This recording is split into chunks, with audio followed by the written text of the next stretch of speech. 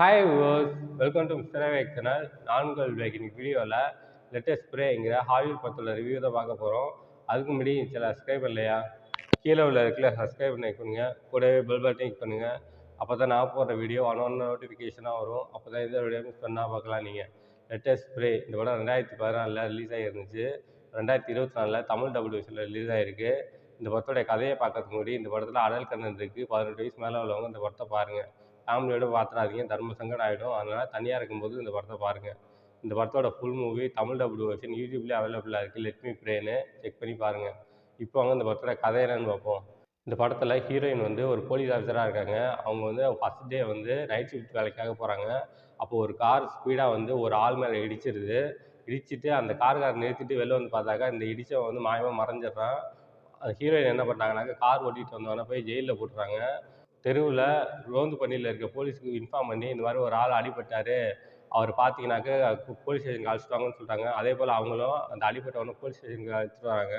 Police எல்லாருமே அவரை enquiry பண்ணுறாங்க. அவர் வாயை திறக்க மாட்டார். அவர்கிட்ட ஒரு டைரி இருக்குது, அதில் கண்ணாபின்னு கிறுக்கி இருக்குது, நிறைய பேர் எழுதிருக்கு. மற்றபடி அவர் வந்து பேசவே மாட்டார். அவர் வந்து அவரையும் ஜெயிலில் போட்டுறாங்க. அவர் என்ன பண்ணுறாருனாக்க அங்கே போலீஸ் ஸ்டேஷனில் இருக்கவங்க எல்லாரோடைய நினைவுகளையும் தூண்டி விடுறாரு. அது மட்டும் இல்லாமல் அவங்கள என்னென்ன தப்பு பண்ணாங்களோ அந்த விஷயத்தையும் தூண்டி விடுறாரு.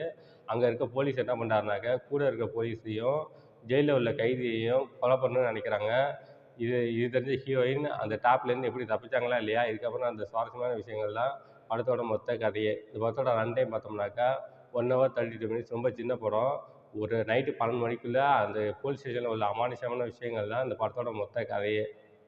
இந்த படத்தோட இப்போ வாங்க இந்த படத்தோட பாசிட்டிவ்ஸ் அண்ட் நெகட்டிவ்ஸ் பார்த்துடலாம். அந்த படத்தோட ஃபர்ஸ்ட் பாசிட்டிவ் அப்படின்னாக்க பெர்ஃபார்மன்ஸ் தான். இந்த படத்தில் நடிச்சவங்க பெர்ஃபார்மன்ஸ் ரொம்ப நீட்டாக இருந்துச்சு. குறிப்பாக ஹீரோயின் அந்த போலீஸ் ஸ்டேஷனில் தனியாக இருந்துக்கிட்டு அந்த அமானுஷமான விஷயங்கள் சமாளிக்கிற விஷயங்களாக இருக்கட்டும், ரொம்பவே நல்லா ஆக்டிங் பண்ணியிருந்தாங்க. அவங்களோட ஆக்டிங் ரொம்ப நல்லா இருந்துச்சு. ஒரு காரை ஓட்டிகிட்டு வந்து ஆக்சிடென்ட் பண்ணிடுவாங்கல்ல, அவனோட ஆக்டிங்கும் ரொம்ப நல்லா இருந்துச்சு. அடுத்து காரில் அடிபட்டவராக நடிச்சிருந்தவரோட ஆக்டிங் ரொம்ப நல்லா இருந்துச்சு. அவர் வந்து அவர் ஜெயிலில் உள்ளவங்க எல்லாரோட நினைவுகளை தூண்டி விடுவார். அவர் சொல்லுவார், இன்றைக்கி நைட்டுக்குள்ளே எல்லாம் முடிஞ்சிடும்னு சொல்லுவார். அது என்ன முடியுது அப்படிங்கிறத நான் ரிவீல் பண்ண விரும்பல. நீங்கள் படத்தை பார்த்து தெரிஞ்சுக்கங்க. இந்த படத்தோட செகண்ட் பாசிட்டிவ்னாக்க சினிமாட்டோகிராஃபி. ஒவ்வொரு ஃப்ரேமும் சூப்பராக எடுத்திருக்காங்க. படத்துக்கு என்ன தேவையோ அதை பண்ணியிருக்காங்க. அதெல்லாம் பார்க்கும்போது ரொம்ப நல்லா இருந்துச்சு. இந்த படத்தோட நெகட்டிவ் அப்படின்னாக்க இந்த படத்தோட ஸ்லோனஸ் தான். அந்த படம் 1 hour 32 minutes தான் ஓடுது. ரொம்ப சின்ன படம். ஆனால் படம் பார்க்கும்போது ரொம்ப ஸ்லோவாக போகுது. போர் அடிக்க ஆரம்பிக்குது. ஏன்டா இந்த படத்தை பார்த்தோம் அப்படிங்கிற மாதிரி ஒரு தாட் வர ஆரம்பிக்குது. இந்த படத்தில் அடுத்து என்னென்னு ஈஸியாக பிக் பண்ணுற மாதிரி போச்சு. இந்த படம் டெக்னிக்கல் வைஸ் ரொம்ப ஸ்ட்ராங்காக எடுத்திருக்காங்க. சினிமாட்டோகிராஃபி படத்துக்கு என்ன தேவையோ அதை பண்ணியிருக்காங்க. எடிட்டிங் படத்துக்கு என்ன தேவையோ அதை கட் பண்ணியிருக்காங்க. இந்த படத்தில் மியூசிக் பேக்ரவுண்ட் ஸ்கோரிங்காக ரொம்பவே நல்லா பண்ணியிருந்தாங்க. பார்க்குறதுக்கும் கேட்குறதுக்கும் ரொம்ப நல்லா இருந்துச்சு.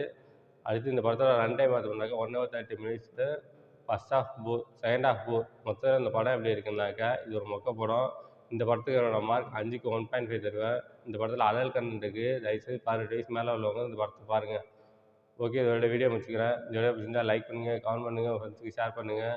இன்னும் சில சப்ஸ்கிரைப் இல்லையா, கீழே உள்ள இருக்கிற சப்ஸ்கிரைப் பண்ணுங்கள். கூடவே பெல் பட்டன் கிளிக் பண்ணுங்கள். அப்போ தான் நான் போடுற வீடியோ நோட்டிஃபிகேஷனாக வரும். அப்போ தான் இந்த வீடியோ மிஸ் பண்ணால் பார்க்காதீங்க. கீழே டிஸ்கிரிப்ஷனில் சோஷியல் மீடியா லிங்க்ஸ்லாம் கொடுத்துருக்கேன். லைக் பண்ணுங்கள், கமெண்ட் பண்ணுங்கள், ஃபாலோ பண்ணுங்கள். தேங்க்ஸ் ஃபார் வாட்சிங்.